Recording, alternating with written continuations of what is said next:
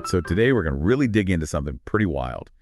Taiwan's international status and China's attempts to to control how the world sees it. We've got like articles and reports and all sorts of stuff.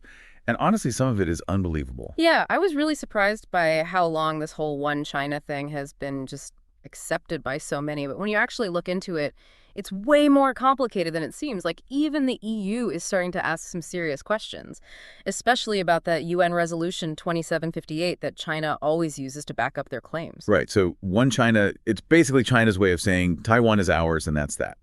And obviously that has huge implications for how Taiwan interacts with everyone else. It's like trying to use someone else's ID to get into a bar. It's just not going to work. Exactly. And then there's Resolution 2758, which is where things get really confusing. It was passed back in 1971.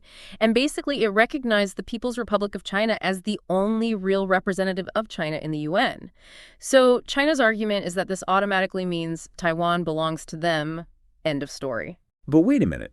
The resolution itself doesn't actually say anything specific about Taiwan's sovereignty.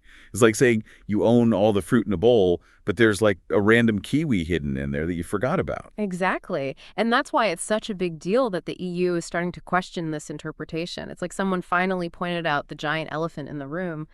It'll be interesting to see if this leads other countries to rethink their positions, too. Yeah, it definitely something to keep an eye on. And here's where things get even more interesting. Recent surveys show that most people in Taiwan see themselves as Taiwanese, not Chinese. They built their own democracy. They have an independent court system and freedom of speech. It's completely different from China's way of doing things.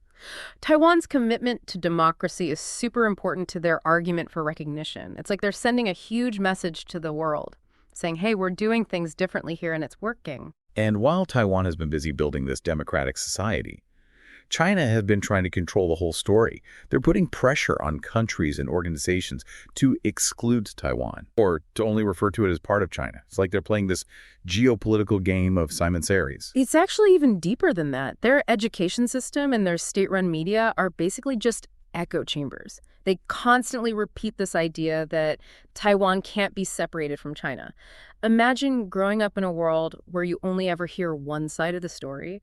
It's no wonder that there isn't much open discussion about this issue within China. It's like that whole thing with that Hollywood movie a few years ago where they changed the script to avoid upsetting China. That's a perfect example of this pressure in action. It's like there's this unspoken threat to every company and organization out there. Don't mess with us, or you can say goodbye to doing business in China. And that's the really scary part. This kind of economic pressure is basically silencing people all over the world. They're afraid to speak up because they don't want to face economic consequences. And speaking of international organizations, what about when Taiwan was excluded from the World Health Organization? Even though they had one of the best responses to COVID-19 in the world, ignoring the smartest kid in class just because they sit next to the bully. It's a clear example of politics getting in the way of public health. Think about all the knowledge and expertise Taiwan could have shared to help fight the pandemic.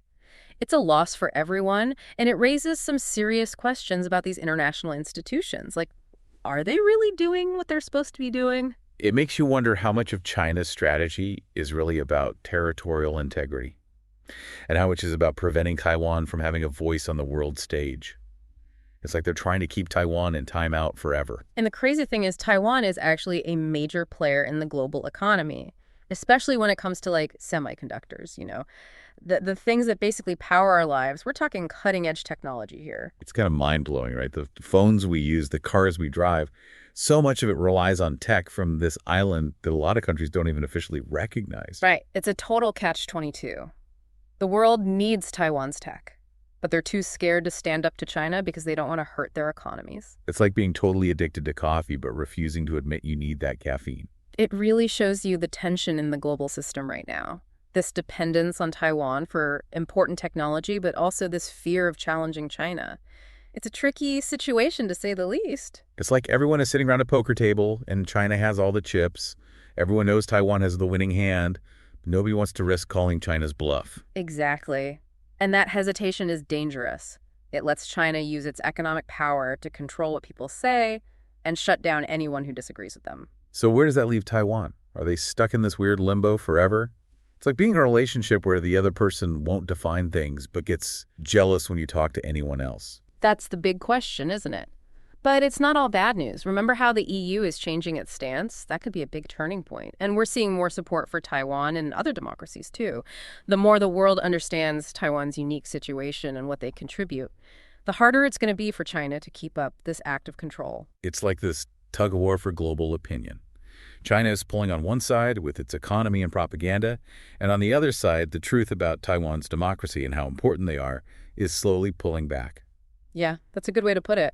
What happens in this struggle is going to have a big impact on how countries interact with each other in the future. It's a high-stakes game with no easy answers. So for our listeners who are probably feeling a little overwhelmed by all this geopolitics talk, what's the main takeaway here? I think it comes down to this. Taiwan's situation is complicated. It's a mix of history, politics, and economics. The important thing is to understand the different perspectives, to see how China is trying to influence things, and to realize how important it is to support democratic values around the world. Because this isn't just about Taiwan, right?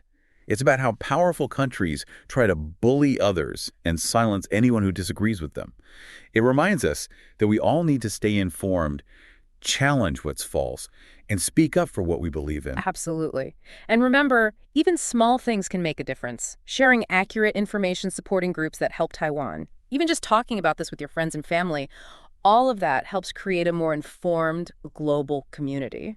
So next time you see a news story about Taiwan, don't just scroll past it. Think about the situation, the different forces involved, and form your own opinion based on facts.